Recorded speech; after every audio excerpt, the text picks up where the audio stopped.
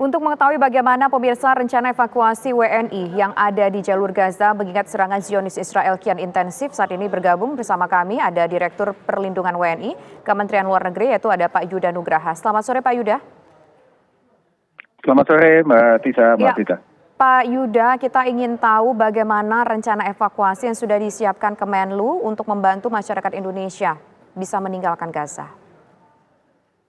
Ya, sejak awal pecah konflik tanggal 7 Oktober yang lalu, kita terus melakukan koordinasi intensif untuk mengevakuasi warga negara kita yang tinggal di Gaza.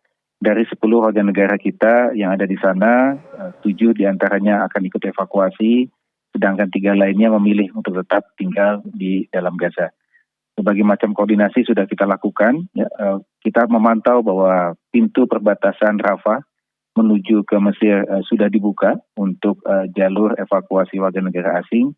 Namun memang kondisi di lapangan belum memungkinkan bagi warga negara kita karena lokasi tempat mereka tinggal masih menjadi lokasi pertempuran sehingga belum aman dilakukan. Kita akan terus upayakan terus sehingga warga negara kita bisa kita bawa keluar Gaza. Ya. Tentu yang menjadi prioritas saat ini adalah evakuasi aman. Bagaimana jalur evakuasi itu betul-betul bisa diamankan, dan oleh karena itu kita dorong terus adanya jeda kemanusiaan untuk menciptakan safe passage bagi evakuasi warga sipil. Pak Yuda, tadi Pak Yuda mengatakan ada WNI yang tidak mau dievakuasi. Lantas bagaimana sikap kita? Apakah tetap membiarkan mereka berada di sana atau mungkin akan ada pemantauan khusus dari Kemenlu? Ya, sesuai dengan Undang-Undang 37 tahun 99 mengenai hubungan luar negeri, sudah menjadi tanggung jawab negara untuk menyelamatkan warga negara kita dalam situasi berbahaya ke lokasi yang aman. Sedangkan proses evakuasi itu sendiri sifatnya voluntary, by consent. Tentu pilihan dikembalikan kepada pribadi masing-masing. Tugas kami adalah pertama memberikan update situasi keamanan, kemudian menyampaikan resiko-resiko yang terjadi jika tetap tinggal, dan kemudian bagi yang ingin ikut evakuasi tentu kita akan upayakan fasilitasi evakuasi mereka keluar.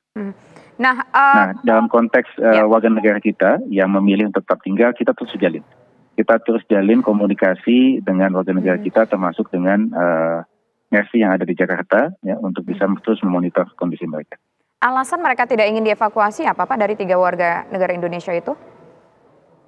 Ya, dalam komunikasi kami mereka masih ingin tetap menjalankan tugas-tugas kemanusiaan di sana dan tentu kami juga sangat menghargai pilihan tersebut. Nah kemudian saat ini kondisi semuanya seperti apa Pak? 10 WNI yang masih ada di sana. Kami terus menjalin komunikasi intensif, kami sudah punya WhatsApp group untuk memantau situasi mereka ada di sana. Insya Allah hingga saat ini kondisi mereka selamat, kami terus upayakan untuk bisa mengupayakan mereka bisa keluar dari Gaza. Saat ini tim KBRI Kairo telah berada di perbatasan Rafah di sisi Mesir, namun mereka memang tidak diizinkan untuk masuk. Kita akan standby-kan tim KBRI, jika mereka sudah dapat melintas, kita akan segera bawa menuju ke Kairo. Oke, nah Pak, nanti akan seperti apa proses evakuasinya Pak? Karena tadi mengingat bahwa saat ini tidak memungkinkan karena masih agak rawan jalur dari tempat mereka tinggal, tempat mereka saat ini mengungsi ke perbatasan di Mesir.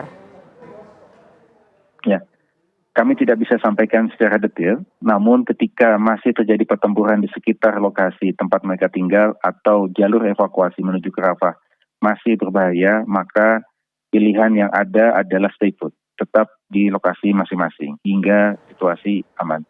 Nah, ketika sudah situasi aman, kita baru akan gerakkan warga negara kita keluar.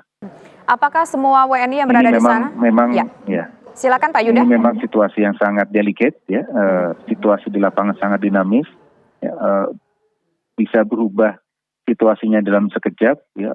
Even jaringan komunikasi ya, beberapa kali mengalami blackout karena diputus oleh pihak Israel, sehingga memang sangat-sangat sulit untuk bisa melakukan evakuasi. Namun kita tetap upayakan terus.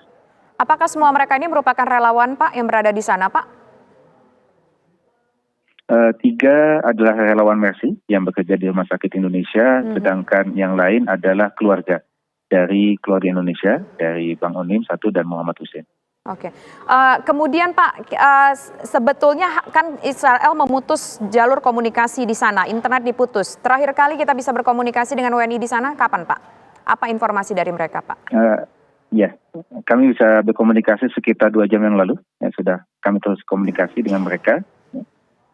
Memang beberapa kali ada blackout, namun kemudian jaringan komunikasi pulih kembali. Seperti itu. Jadi memang tidak bisa diprediksi, namun kami masih tetap bisa menjalin komunikasi sekitar 2 jam yang lalu. Mereka ini tinggal di apartemen mereka yang masih ada sampai sekarang atau mungkin mereka juga berada di pengungsian, Pak Yuda? Untuk relawan mereka tinggal di Rumah Sakit Indonesia, sedangkan keluarga Bang Onim ada di Gaza City, keluarga Mas Hussein ada di Yan Kunis, Gaza Selatan. Oke. Nah kemudian Pak, sampai kapan kita kira-kira memiliki batas waktu untuk membantu evakuasi ini? Apakah mungkin nanti akan ada pihak-pihak berwajib yang dilibatkan atau mungkin nanti mereka dari tempat mereka berada sekarang menuju ke tempat evakuasi 7 orang itu akan berjalan sendiri Pak dari Gaza menuju ke Rafah? Ya, kami sekali lagi tidak dapat menyampaikan detail upaya kita di lapangan. Kita akan upayakan terus, namun yang pasti adalah koordinasi dilakukan dengan semua pihak yang terkait, termasuk pihak-pihak yang memiliki aset di dalam Gaza. Kita harus pastikan bahwa ada safe passage, ada jalur evakuasi aman bagi WNI kita. Kita tidak akan gerakkan WNI kita ketika situasinya belum betul-betul aman. Baik, terima kasih Pak Yuda Nugraha atas informasinya sudah bergabung bersama kami selaku Direktur Perlindungan WNI Kementerian Luar Negeri.